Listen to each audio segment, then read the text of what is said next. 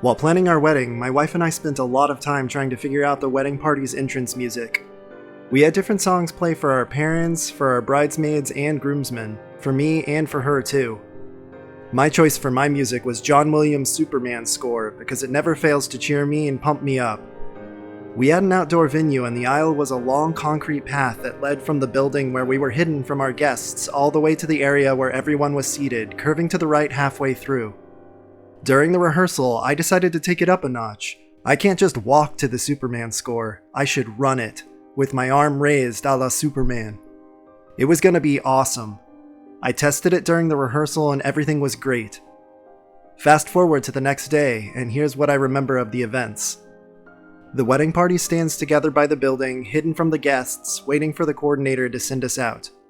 The music starts and our moms go first, along with my wife's niece. A few late guests rush past us and are told by the coordinator to wait by the side of the path since we've already started. The Superman score starts and I'm up. I wait a few seconds for the right note and off I go. Arm raised, I'm running down the aisle, picking up speed.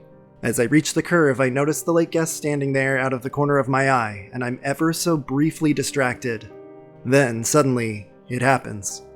My dress shoes don't have as good of a grip as the sneakers I was wearing the previous day, so I lose my footing completely, and for a split second, I'm airborne. Then, gravity wins. It turns out I'm no Superman, and I hit the concrete pavement hard. The next few seconds felt like they lasted forever.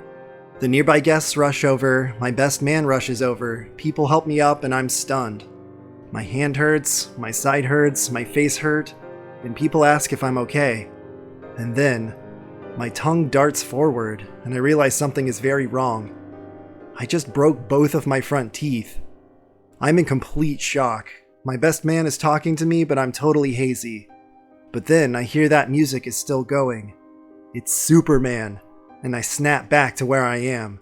So I raise both of my arms in a victory salute and finish my run like a boss. And then we went on and had what people later described as one of the best wedding ceremonies ever.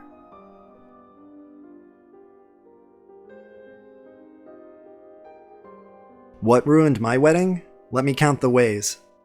My husband and I had originally planned to be married on August 8th, 1986.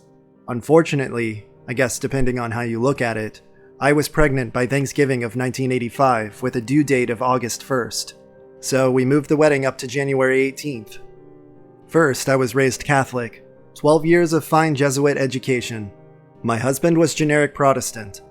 I had always dreamed of a full Catholic service, but there was no way that was happening on such short notice. So my husband suggested the retired pastor of his parents' church. Fine, if I couldn't have a priest, at least it was someone his family knew. More about that later. Next, to find a venue. My husband had just graduated college and we literally had nothing to our name and a baby on the way. There was little help available from our parents and we had a guest list of over 150 people. So we ended up getting hitched at the local Ramada Inn by the indoor pool in Northwest Missouri in January. And we had a reception in one of the ballroom meeting rooms. It was a deal. We got the venue, sandwiches, chips and dips, veggie trays, a cash bar, a keg of beer, and about 10 bottles of cheap champagne, plus a room for the night for around $500. Pretty classy, right? Next was the dress. I had no money to buy a gown at the store. Luckily, one of my friends was an amazing seamstress, and she was applying to a master's degree program in costume design. She agreed to make my dress and my 2 bridesmaids' dresses as a wedding gift, and to add them to her application portfolio. Now, when I was young, I was very, very tiny. Consequently, my waistline quickly expanded from my pregnancy. My friend had to keep letting out the dress to accommodate to my growing belly, which made it impossible to add any of the beading or lace. I do have to say though, she did an amazing job considering. The day of the wedding arrived, and I woke up with a searing migraine. I was blind in one eye, one side of my face drooped, and I felt like I had an ice pack shoved into my skull. No matter. My husband's pastor would arrive at 10 a.m. for us to choose the service we wanted and to have the rehearsal. We wanted the shortest one possible. I managed to get through it and we went to find a dark room to lay down in. Luckily, the migraine subsided by late afternoon and the wedding was set for 7 p.m. By 5, I was getting ready and my mom and her boyfriend were bringing the cake for the reception. A 3-tiered affair made by one of her friends, also as a wedding gift. Unbeknownst to me, her boyfriend had ordered an extra middle tier, smashed half of it, and brought it to my room and told me he had dropped it on his way in. He thought it was a hysterically funny joke. I nearly ripped his head off, though. No wonder he'd never been married before. Finally, I was ready. I went downstairs to find my father-in-law to be in his dark blue tux and black shoes with white athletic socks? A farmer all his life, he claimed colored socks gave him athlete's foot. I grumbled, but let it go. I stood watching the guests be seated. Now, my divorced mom and dad do not have the friendliest of relationships and are always ready to needle the other. In an attempt to keep things civil, 2 chairs were placed in the front row on both the bride and groom sides for our parents. Everyone else, including my dad's wife, would sit behind. I watched in horror as my dad escorted his wife to the front seat only to have my grandmother, my mom's mom, tap her on the shoulder and say loudly, "I believe that you're in my daughter's seat." Sheepishly, she moved to the next row.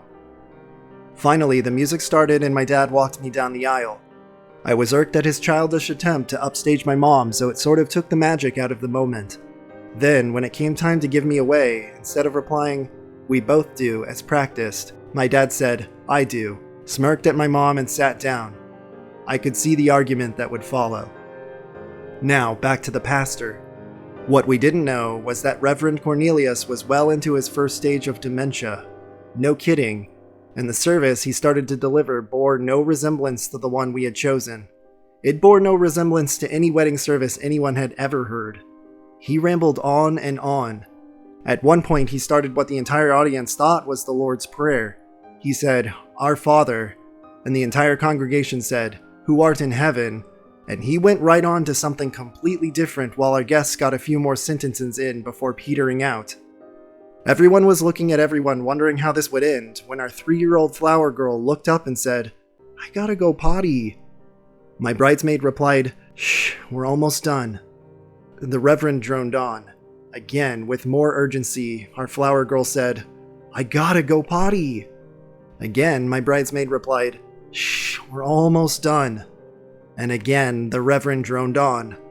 That poor little girl. Finally she could hold it no longer, so her beautiful little cherub of a flower girl spread her legs and peed right there on the makeshift altar by the pool at the glorious Ramada Inn in St. Joseph, Missouri.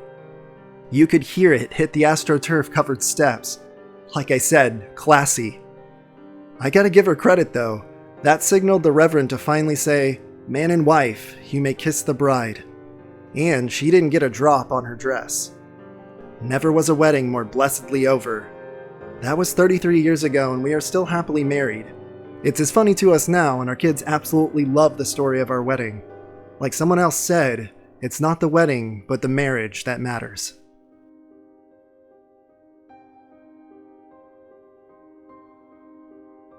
I might need a drink just to get through all of this, but here it goes. My wedding day started with my groomsmen and I at a liquor store buying a bottle of Jaeger. I took a couple shots and was given a Xanax. I had never taken Xanax before and downed the entire bar. At this point, the ceremony is getting ready to start. I'm a tad loopy, but nothing really noticeable. The ceremony goes well and we're off to the reception. Before we go in, I smoke a bowl. We eat and dance and everything is fun. Then at some point after several more drinks, I go from feeling great and in control to completely torn up. This is when I start losing bits of what happened. My new wife is understandably upset that I'm so shit-faced and has me sit and chill out. I don't remember this, but there was apparently some argument going on with the bridesmaids and one of them apparently says that I should be marrying her. I suddenly come to standing outside in a parking lot from a slap to the face by some black woman. A small crowd is there asking me what the fuck I was doing with her. Far out in the lot is that bridesmaid, and she is being shouted at and drives away. Apparently I was standing up close next to her by the car. Maybe we were in the car too. I have no idea to this day what went down. You might think this is all pretty shitty, but it doesn't end here. My wife and I are driven to the hotel fighting the whole time. So we get in the room and this is where I put her flowers and coffee and proceeded to tear the room apart. This was a nice place and we were many stories up. I pull my ring off and throw it out the window. Keep in mind, I don't recall any of this. Next thing I remember is walking downtown late in the night in my tux. I call my dad and he picks me up. I also end up having to buy most of my tux from Damages. It literally looks like I just got jumped by a gang. My buttons and cufflinks are gone. Holes in my knees, snags, you name it. I pay for it as fast as I can to get out of there and forego any more embarrassment. But before I can get out of the tuck shop door, the lady says you left this in your pocket and hands a condom to me. The end. Edit. I forgot to mention that I was also forcibly thrown out of the hotel lobby.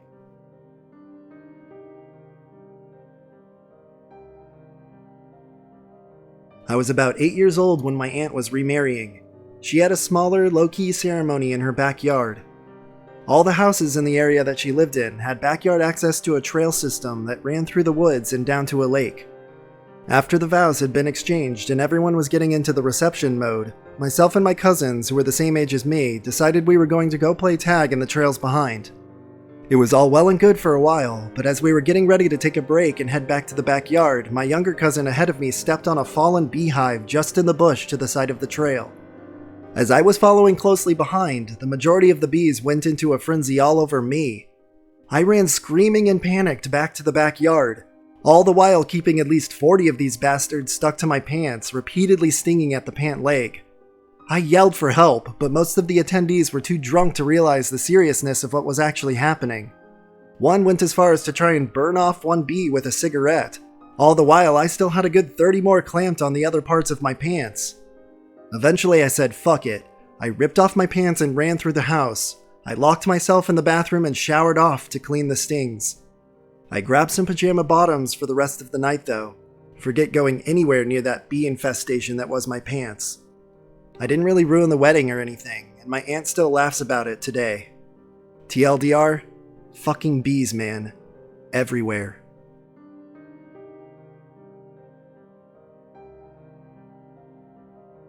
Here we go. I was a bridesmaid for one of my cousins, let's just call her Lily, and we were all excited for the day. We were all dolled up and wearing pretty white dresses. This was the second wedding I had been a bridesmaid to, my sister being the first, and I was livid with anticipation. The car they had rented was expensive and beautiful too. It was half an hour or so before the ceremony was supposed to start. We all decided to take a photo in front of that car on a nice hill that had a backdrop of the lake in our city. We lined up in front and smiled, showing our white teeth and putting our arms around each other. Then the car started rolling down the hill. I'm not sure exactly what had happened. The story was that the driver hadn't put the car in the right gear, but the car was now moving, luckily with no one inside. We didn't notice at first, but then Lily's sister, let's call her Emma, saw the car and shouted. We all started freaking out. Emma picked up her dress and started chasing after it. She got quite close until she tripped and the dress caught on the wheels and pulled her under the car. The car ran her over completely. Lily started screaming and we tried to calm her down. My sister ran to Emma to see if she was alive, and another was calling emergency services. Emma was breathing, but she looked like something out of a horror film. Her arm looked broken, as did her leg, and her head had taken some force. Lily was sobbing and screaming while Emma was shaking. Emma reached out for Lily's hand and told her, "Go get married. I'll be fine. Don't let this ruin your day. Just go get married." The ambulance arrived and took Emma away to the hospital. My friend went with her while the rest of us helped Lily, still hysterical, into the car. When we arrived, we explained to Lily's mother what had happened, and she left to be with Emma. Word had gotten to the guests, and everyone looked grim. Lily was sobbing as she was walking down the aisle. As soon as they were married, Lily rushed to the hospital to be with her sister. Emma survived, thankfully, but she still has a scar on her forehead. She and Lily are incredibly close. Lily has now been with her husband for about 5 years and has a 2-year-old daughter. Needless to say, that was definitely the worst wedding I had ever been to.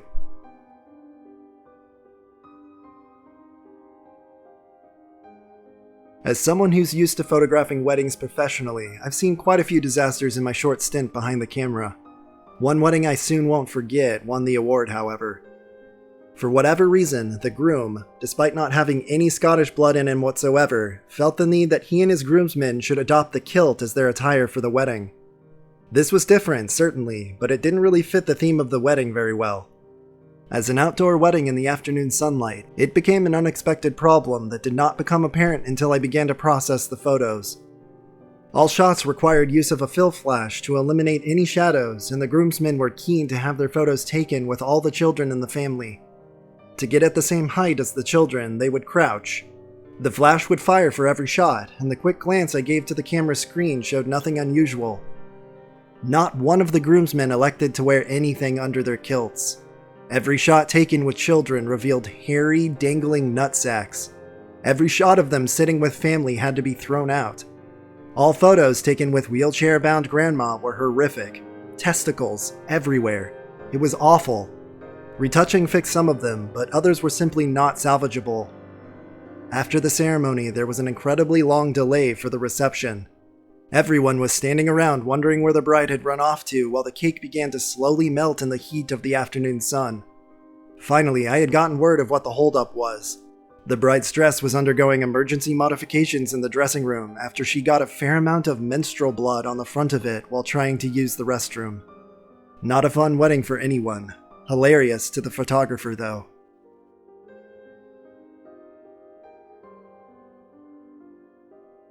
Some red flags are so screamingly obvious that to ignore them is really a symptom of a complete state of denial going on. This was the case with my big wedding in 1992. On the morning of the big day, my mother was still telling me, "You can call this off right now, honey. Please don't feel like you have to go through with it." I was far too deeply in denial to have called off the wedding, but I hope that others might learn from my experience and take heed of the red flags. Things aren't likely to get better later on. That's just wishful thinking. In spite of it spiraling out of control in terms of plans, costs, my dress, and everything else, the guy I was about to marry continued to insist that the most important, quote, tradition for the wedding, in his opinion, was going to be the one where the groom gets to jam the wedding cake into the bride's face after they serve each other the first small piece they slice from the wedding cake, supposedly in tender fashion. I was willing to concede on just about everything, including the venue, his mother's house. Having the wedding there meant that she controlled almost everything else. The theme, music, food, drinks, photography, dancing, decorations, and just everything. I didn't ever see it coming. She even refused to serve the cases of champagne that I had bought. She didn't let the caterer serve them until hours later for the toast, by which time few people were left. What's a wedding without wine? It was shocking to see almost all of the groom's out-of-town people leave at once after the ceremony. Looking back now, I don't blame them a bit. Champagne was meant to be flowing freely from the 1 p.m. starting time. The caterer said that they would serve it then, and I had bought many cases for it. We were stuck with a whole garage of it. Aftershock, I'm no longer fond of sparkling wine. But this one tradition, the, quote, smashing cake into the bride's face tradition, which I had never known to be a tradition, was the most important thing to him about the wedding ceremony. It should have been my red flag / stop sign when he made it very clear that he would not relent, even though I was begging and pleading with him to spare my dignity, my face and hair, and especially my lovely Victorian-style gown, the horror of having cake smushed all over me. Yet, he swore that he had to have this included in our wedding. That's a red flag if ever there was one. I should have seen this and a few hundred other warning signs, but I didn't want to acknowledge how far gone this idea of a match between us really had been from the start. I was in total denial. My mother was right by me when he did, in fact, smash the cake in my face, and she took me to the edge of the decorated outdoor cupola in his mother's re-landscaped yard where she can be seen on the video wiping it out of my eyes and speaking soothingly to me. Obviously, I didn't want to jam wedding cake in his face, so it just came off as one of those several cringy moments in a wedding that should have never happened. I didn't go back near that cake at all. There were pounds of it stacked up there waiting for further trouble. I tried to move on with the wedding, and I was lucky to have both my mom and sister right there. I didn't cry, I was just too numb. I wanted to believe in the illusion that the wedding itself created, even though the illusion was already falling apart. I pulled myself together, and the dancing part of the day went better than the rest of it, although only the wedding party and a few family members and friends were left by then. He insisted that we leave at 9 p.m., and that was the end of the party. The whole relationship between me and that man lasted about 2 years from start to finish. I don't think the wedding itself or getting married were factors in our failure to stay together. That commitment kept me there too long. If one partner of the wedding won't compromise on something that's uncomfortable to the other person, it's probably well past the red flag stage. Proceed at your own risk.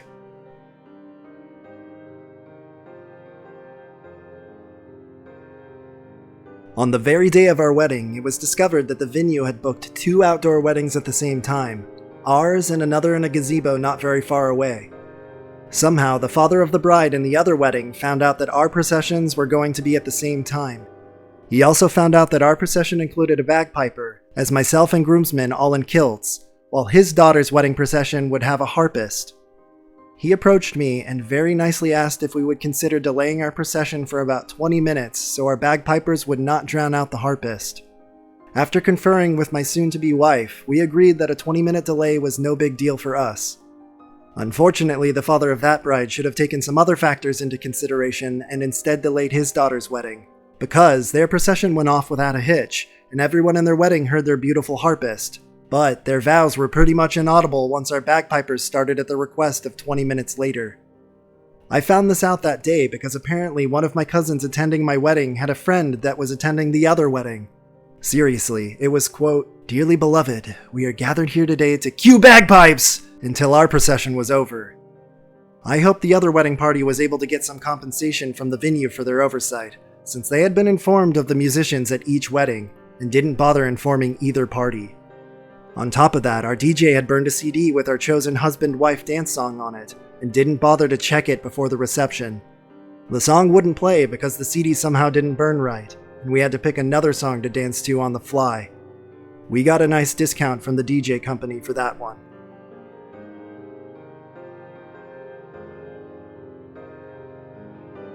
When my parents got married, they combined their names and each changed their name to the hyphenated version. So their names were Mom, Dad's name dash Mom's name, and Dad, Dad's name dash Mom's name. When I was born, they named me Daughter, Dad's name dash Mom's name. Last week, I spent about 20 minutes getting harassed by the clerk who was filing my marriage license. First, she wanted to know my maiden name. My maiden name is Dad's name dash Mom's name. I came into this world with a double last name. She didn't like that. Then she wanted to know my dad's, quote, real name. My dad legally changed his name. With the power of the law behind him, he tacked my mom's name onto his. That's what it says on my birth certificate. That's what it says on my driver's license. She didn't like that either. Finally, she wanted to know my mother's maiden name. My mother, out of all of us, actually has a maiden name, so she got that one. But now, on the form, the mother had a single name and the father had a double name. She didn't like that. She stressed repeatedly that if any of this information was incorrect, I wouldn't be married. She stressed that they were, quote, actually going to check. She stressed so hard, her stress had stress. I'm taking my husband's name. I've had enough of this bullshit.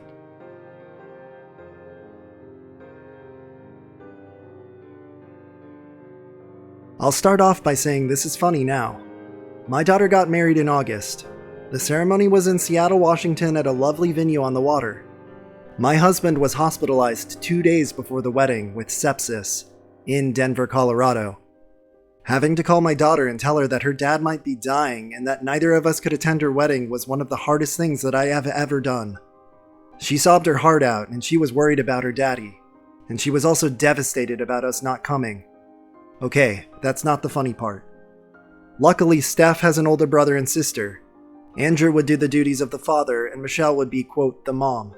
We would watch everything on a huge TV provided by the hospital. Anyway, everything was going well aside from a couple of little issues. The wedding party was having a lovely time drinking champagne. Stephanie, the daughter who was getting married, was to bring her diamond wedding ring to the ceremony so that Kevin could put it on her finger. Only trouble was, she had nowhere to put it. Now, let me just say that any plan that is devised by a bunch of girls 3 glasses of champagne deep is sure to be doomed.